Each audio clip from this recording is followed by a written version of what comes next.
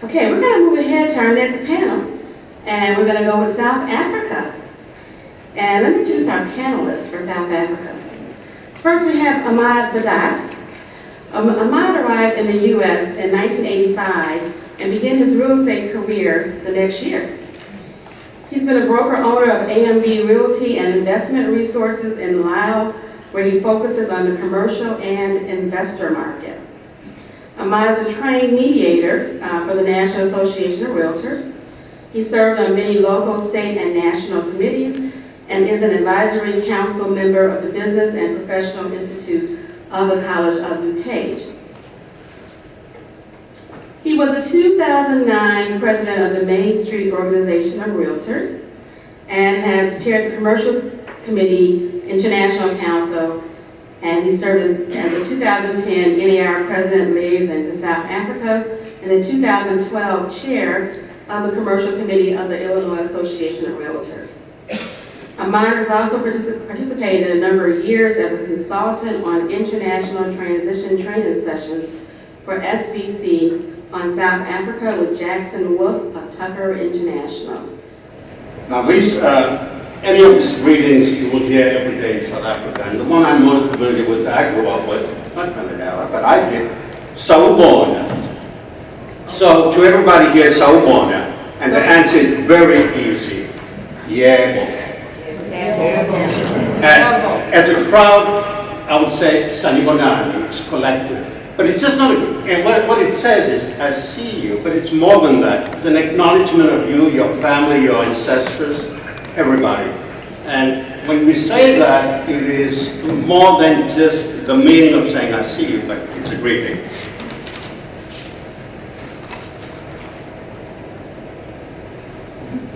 "60-second history of South Africa." The history takes much longer, but just give you a little idea.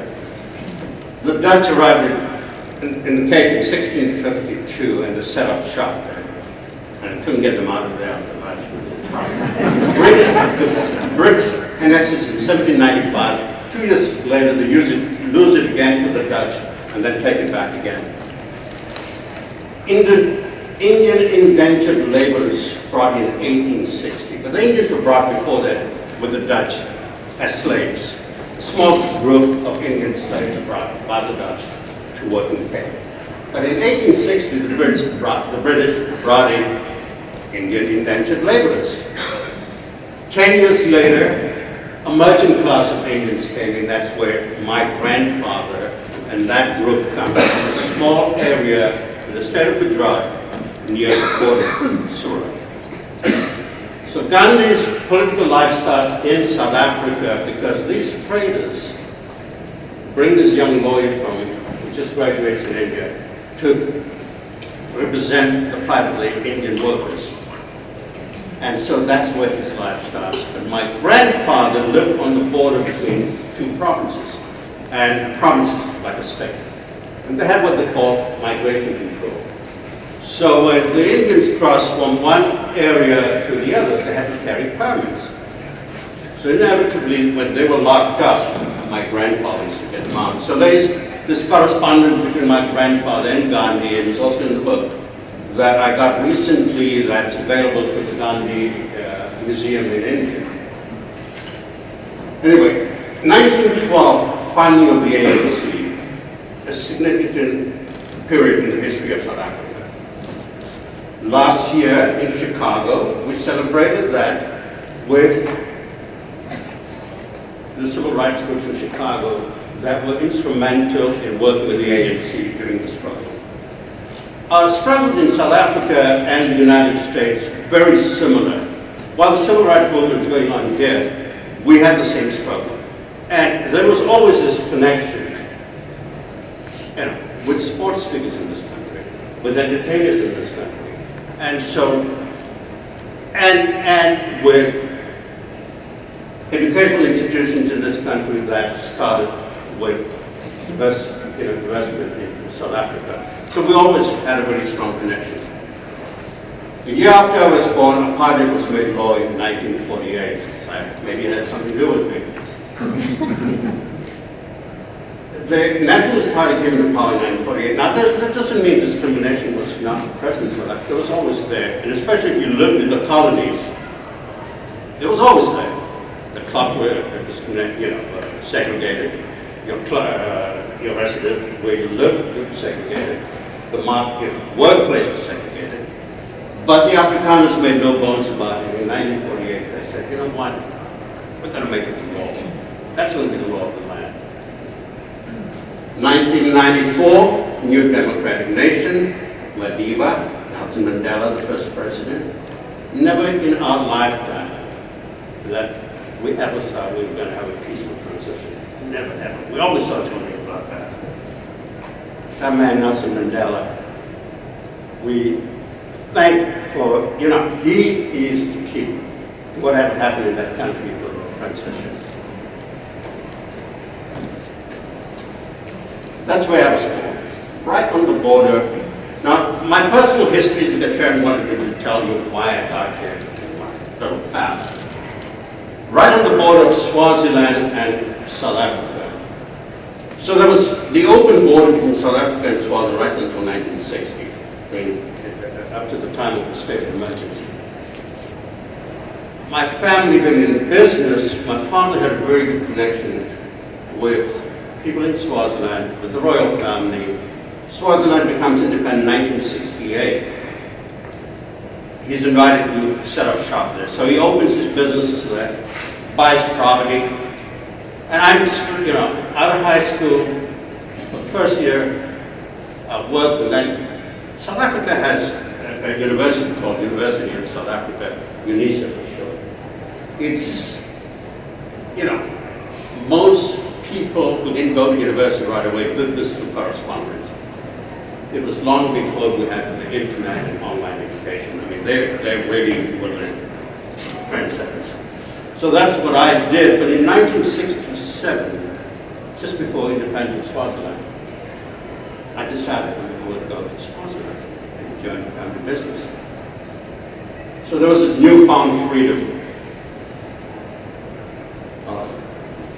This is the Zulu dances in the region I live, Swaziland and South Africa. Where I lived was really between Swazi and Zulu. Now these images are the images I grew up with. So I don't know if you can read the signs.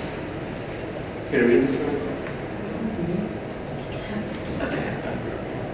signs? So you're going to see the signs throughout this period I grew up. White. It starts with European and non-European and becomes white and non-white.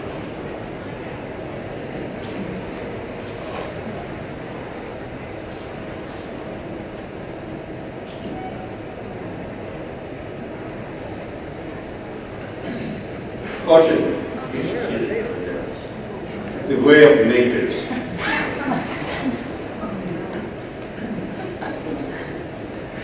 Right.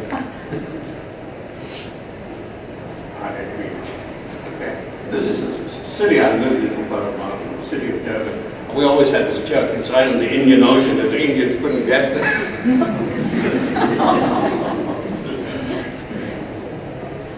He was the first Nobel Peace laureate in 1960, Albert Lutuli, who also was leader of African National Congress. And at the age of about 15, I had the opportunity of shaking his hand and talking to him. So it was a very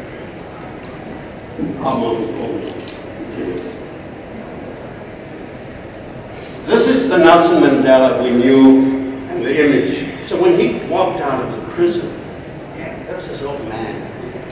We didn't see him for the 27 years. And this was in the prison in 1960. And I had the chance of meeting Archbishop Tutu, and he has coined the term Rainbow Nation. This is how South Africa is referred to as a Rainbow Nation. Tell you a little story about this man. A lot of people, when you talk about golf in South Africa, you would know about Gary Player, right? Hey, one thing I forgot to tell you, there's going to be a quiz also, and I've got some prizes for you. But Aqua was born to a family who worked in catering. His father was on mine, died at an early age. He had to leave school to go and support his family. Illiterate, very little education, but he became a symbol of the sports boycott movement in South Africa. When pictures of him receiving a trophy for winning the Natal Open Championship out in the rain, they gave him his trophy in the rain because the law prevented him to go into the clubhouse and receive his trophy. So there was outrage around the world, and that also added impetus to the sport and cultural world. He was a caddy who played with the wrong way around grip, left hand beneath his grip, his right. In 1960, this event happened in 1963, when he beat 103 white golfers. In the next tournament they allowed him to play in 1965, he won again, and he did get a player. So they said, you know, enough is enough. You're not going to play any golf tournaments any longer. So a South African took him to play in a Dutch championship. He played in 3 Dutch championships and won all 3. Upon his return, the government took away his passport, so his opportunity was gone. So he died basically, you know, without anybody knowing what happened to him.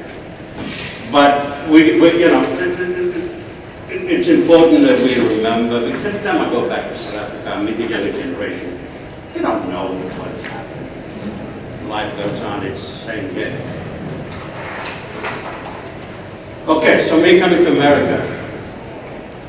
First came in 1976. No. My pop quiz? Well, so the next one is pop quiz. So I came for the first time in 76, which of the following was my reason for coming. Flower power. Dancing, that's not what C. Anyone with the answer here? Yeah, who gave the first answer? I didn't know that I was in this game. Yeah. He has prizes, so I would suggest the next question, raise your hand and then he'll give you a prize. Now that I'm in the game. Right. Wow. That was before I got into real estate.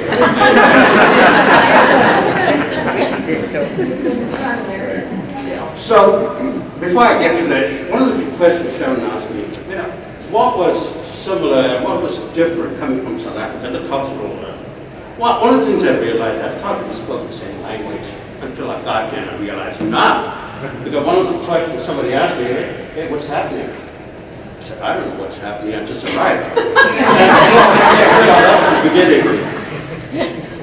But, yeah, you know, and it still happens to me, I got to rethink the spelling, especially we used to the British way of spelling, so I continuously have to think through that. A lot of similarities in a lot of ways. We didn't have television in South Africa, it was banned. You know, in a country where the book Black Beauty was banned, because black and beauty could not be put together. You can understand the mentality where I grew up. The issue here became, you know, that when I got here, there was a lot of things I grew up with. The music, the movies, you know, the popular culture. It's long before the days of the internet or anything like that. But we started the movies and we heard the music, we had the radio. And, you know, so we followed things very closely. So there's always been this strong connection with the US growing up in South Africa. The real estate in South Africa is very well regulated. In order to get into business, you've got to get your license, and you've got to work for a year as an apprentice with a real estate company. I haven't done work in real estate in South Africa, but this information is right there, so you can go to the website. Now, this is something, this particular agency, Affairs Board, is a government agency. Right? And they basically, you know, far as the licensing is concerned, and regulate the industry.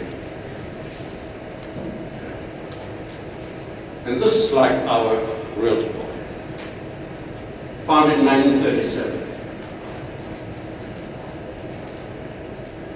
They are ambassadors, I mean, not ambassadors, they are, well, they do have an ambassador and associate relationship. They're also part of NAR. They relate, NAR formed a partnership with them long before, during the apartheid era, which I'm kind of surprised. Work with the South African. South Africa has very well organized real estate companies there. A lot of the American companies are there. Remax, Keller Williams is open. Century 21. Sorry.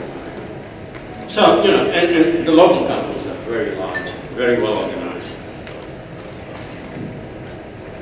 So these are some of the things you've got to know about doing business there, but absolutely work with the South African agent.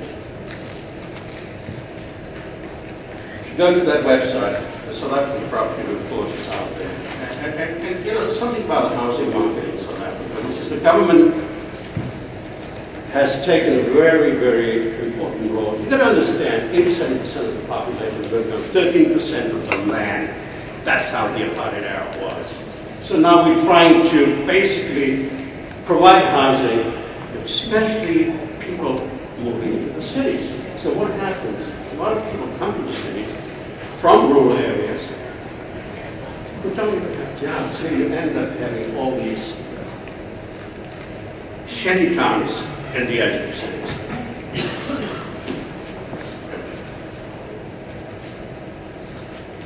These are some of the homes. Now, this is part of the what they call the Cape Dutch architecture. It's still a very, very sought after, very high price in the Cape. Okay, part of the quiz. Can you guess? 3 million rand. 3 million rand. I'd say $1 million US. $1 million US. I got some. Okay, I got you. 800. 2 million? 800. 800 million? No. Well, I got used to it. 800,000. 6 million. What the heck? Who's the closest to this? Who's the highest of it?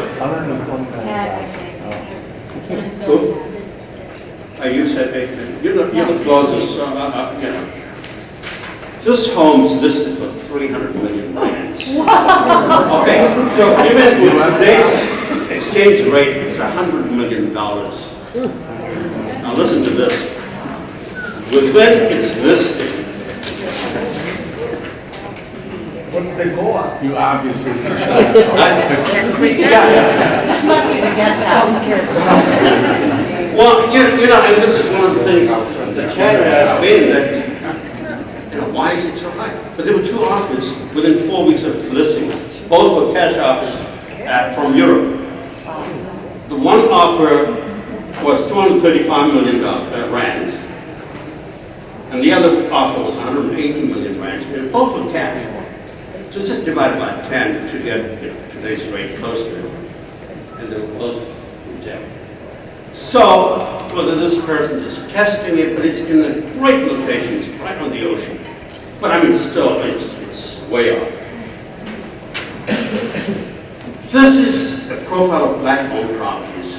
Now, you've got to understand, this is very recent, because blacks basically lived in what they call locations.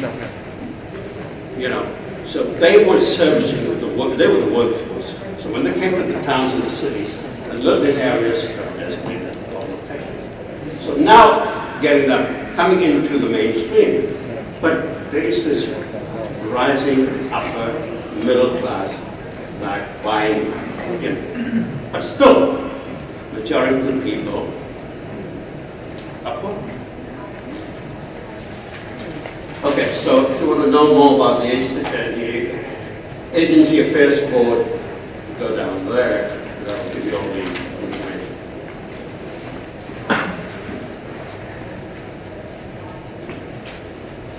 some of the information. Okay.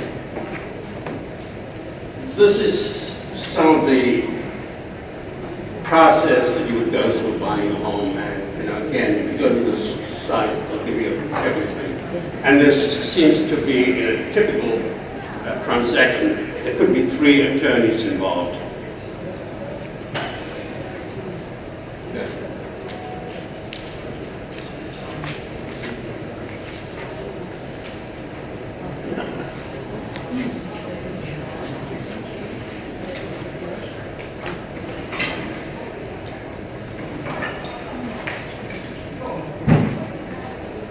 These all your listings, Ahmad? Are these all your listings? Just to give you a little idea, 10 years ago, South Africa's residential property market grew by 20% from 4.4 million. 5 years later, in 2008, this growth was pushed to 5.3 million. Further 5 years later, present day, another 9% growth is attributed to 5.8 million residential property owners. But like here, we had the same issue in terms of the market went with better soft and slow. But it's both commercial and residential. I'll wait on the way back. I have a couple of questions, if you don't mind. One more? You have about 30 seconds. 30 seconds. So, name the Illinois city that shares its name with the city in Egypt. Oh, come on. Come on, one more. Name the city bridging 2 continents that shares the same approximate latitude, 41 degrees north of Chicago. Istanbul. Who was that? There you go. Got a prize for you. Thank you very much.